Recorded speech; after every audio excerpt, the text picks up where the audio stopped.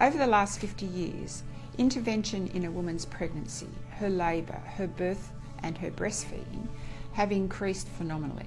There's a cascade of intervention that occurs, and the cascading's been happening for quite a long time, but more recently it's even developing further into the fact that women are being told they're going to be induced at 39 weeks. Why? Why would we be inducing a baby that hasn't reached its gestational age? Why would we be putting women to the risk of ending up in the operating room because we've started with intervention in labour? Why are we doing these things? We really have to ask these questions. For example, the use of the Cook's catheter, a balloon inserted into the cervix and blown up just beyond the cervix, blown up. My question is, why are we dilating a cervix like that when, if it's 39 weeks, or why are we rupturing membranes at 39 weeks? Why are we inducing labour unnecessarily? Of course there are times when it's appropriate for various reasons to rupture the membranes. It's absolutely appropriate, but that's a very small percentage to the percentage that's happening in women now in the hospital system. So why are we rupturing the forewaters? Because when we rupture the forewaters, we alter the hydraulic pressure for the baby. We alter the buffer that helps the baby's head descend, and every time the baby's head comes down onto the bony pelvis, the buffer helps. If the membranes rupture spontaneously, that's totally different. But to put your fingers in and use an instrument and break the water, is that necessary? Why are we doing it? Because every time the baby moves, then the water around the baby leaks out too. So then we've got the uterus pressing on the baby and directly onto the baby, and that is most painful for the mother. The baby's head directly on the cervix is most painful for the mother. So then what we do is we give them opiates. We give them an epidural. We put an epidural in and we give them synthetic drugs, synthetic opiate drugs into the epidural space. And then she's numb.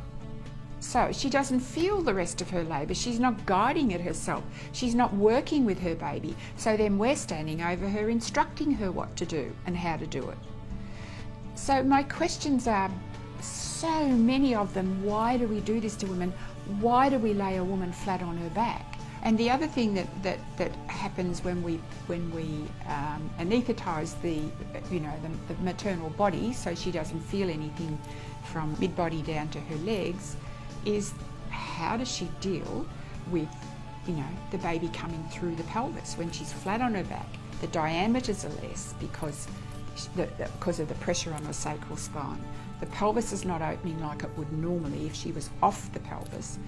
And then she gets to the stage where her baby's on the perineal muscle. And when her baby's head's on the perineal muscle and it's flexing to come down, and she doesn't have the sensations, so then the team are standing around her telling her when to push. And sometimes she pushes under instruction. If not, she might have a vacuum put on the baby's head, or she might have forceps put on the baby's head because she just can't make that effort work for her. She's not mobile, she's not moving. The movement of the pelvis helps the baby descend. The opening of the pelvis makes the baby descend. The contraction of the uterus regularly at her pace makes the baby descend. The whole connection is for her to give birth, but that's interrupted when she's been given her labour's been accelerated, when she's been given opioid drugs, and when she's flat on her back. Many more perineal tears occur when we give women instruction to push, if we work with them under their own power and we stay in tune and rhythm with them. We're working to help her move that baby gently over the perineal muscle, not to force it over the perineal muscle, because then we end up cutting an episiotomy or she ends up tearing. So we've got one complication after another, which could be avoided. Why do we stand over her? Laying her flat on her back means we're compressing the sacrum. We're not allowing the sacrum to rise. So when she's on her feet, or she's on her hands and knees, the pelvis is moving. Once she's obstructed on a bed, it prevents the pelvis from moving. So her labour is much, much harder, much, much longer. So then what we do is we put a drip up and we put synthetic oxytocin in the drip to pole drive the baby through. That's my language, of course. But that's how I perceive it. I perceive it as the baby being pole driven through the maternal pelvis. So I'm asking all the time, why are we doing this? Giving birth belongs to the woman. The midwife is beside and with her. It's not about taking over her body, changing the momentum of her labour, changing her pelvic movement. What we do in hospital is quite different. If she's not doing it in our time in the hospital, not in her own time, if she's not doing it within the time parameters that we've put on her labour, then we accelerate her labour in every possible way we can, and it's a cascade of intervention of accelerating her labour. So that's another very traumatic time for the mother. So one transition into the other is quite traumatic, and generally over that time we see also nipple trauma, breast engorgement, sometimes early mastitis because the baby's not able to feed properly.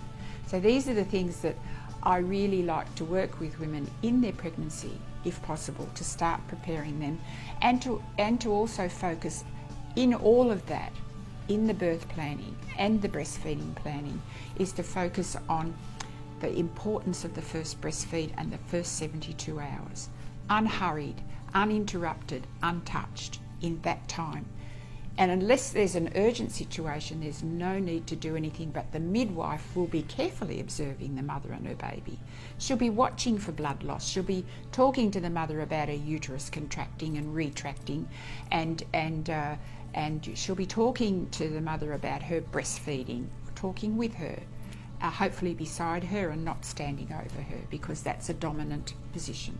Know your rights, know your strengths, know your wisdom, and make people aware of that.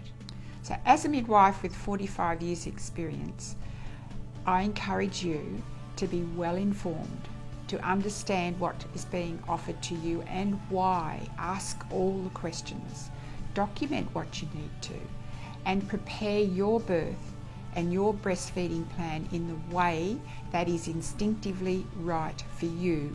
You will be advised, and of course it's common sense, if things go outside the normal range or the expected normal range, there may be other suggestions, and that's part of asking questions as well, lots of questions.